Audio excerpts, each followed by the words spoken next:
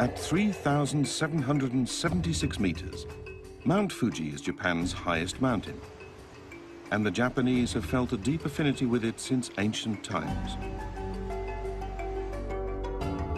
Its shape is the result of repeated volcanic eruptions, which began around 100,000 years ago. Mount Fuji, a symbol of Japan, is well known worldwide.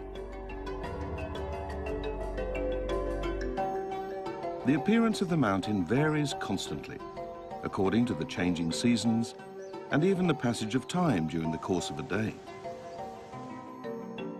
The reasons for this are related to Mount Fuji's location and its conical shape, sweeping upward unbroken from the coastal plain. Moisture-laden winds blowing off the ocean hit the side of the mountain and are forced upwards, creating many different shapes of clouds. For example, clouds like this that look like a giant bamboo hat are known as kasagumo, literally bamboo hat clouds. And this phenomenon, which can be seen when the sun comes up from behind the summit of the mountain, is called Diamond Fuji. Against the sunlight, the silhouette of the mountain stands out very clearly. The appearance of Mount Fuji keeps changing, yet it remains awesome and beautiful at all times. Mount Fuji has been an object of worship for centuries. Countless numbers of people have dreamed of climbing it at least once in their lifetime. In the early 19th century, some people unable to make the pilgrimage to the mountain would sometimes create a miniature version of Mount Fuji called Fujizuka, literally Mound Fuji, in an area close to where they lived. These mounds served as substitutes for the real thing. Mount Fuji has also been the subject of many paintings and poems. Katsushige Hokusai, who lived during the late Edo period, created a series of woodblock prints depicting scenes including the mountain in a wide range of compositions. It's called 36 Views of Mount Fuji. This is one of Hokusai's masterpieces, Red Fuji. It's thought that the artist managed to capture a very brief moment when Mount Fuji, bathed in the early morning sun, glows red. This is another well-known print in the series. Hokusai created a great sense of depth by contrasting the large barrel frame with the tiny peak of Mount Fuji that can be seen through it. From time immemorial, Mount Fuji has been etched into Japanese hearts as an everlasting presence. The beautiful mountain is really like a mother to the Japanese.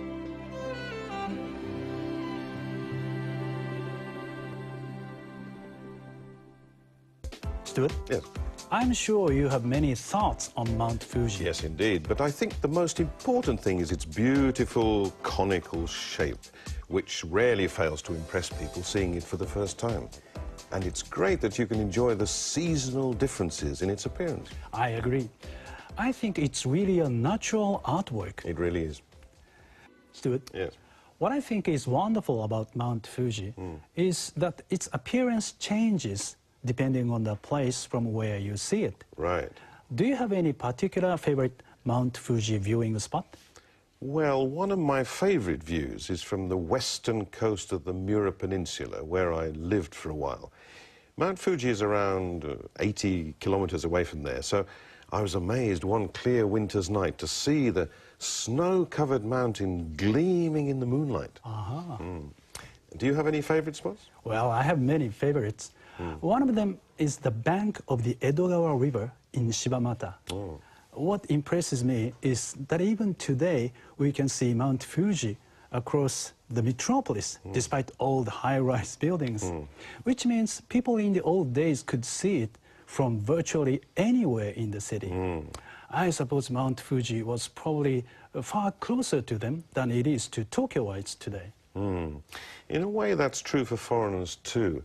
In the days before planes, the ships arriving into Yokohama were usually scheduled to arrive in Tsuruga Bay in the early morning. so that if they were lucky, the passengers' first view of Japan would be Mount Fuji. Ah, right. But they often called it Fujiyama, right? Right, yes. In fact, when I was a young boy, there was a picture in my encyclopedia of Fujiyama, and that name has long been used in the West. And Japanese restaurants in foreign countries are often named Fujiyama, even though we call it Fujisan. Well, that kind of different usage of names is really interesting. But whatever it's called, it's always been one of the common symbols of Japan, along with geisha and cherry blossom.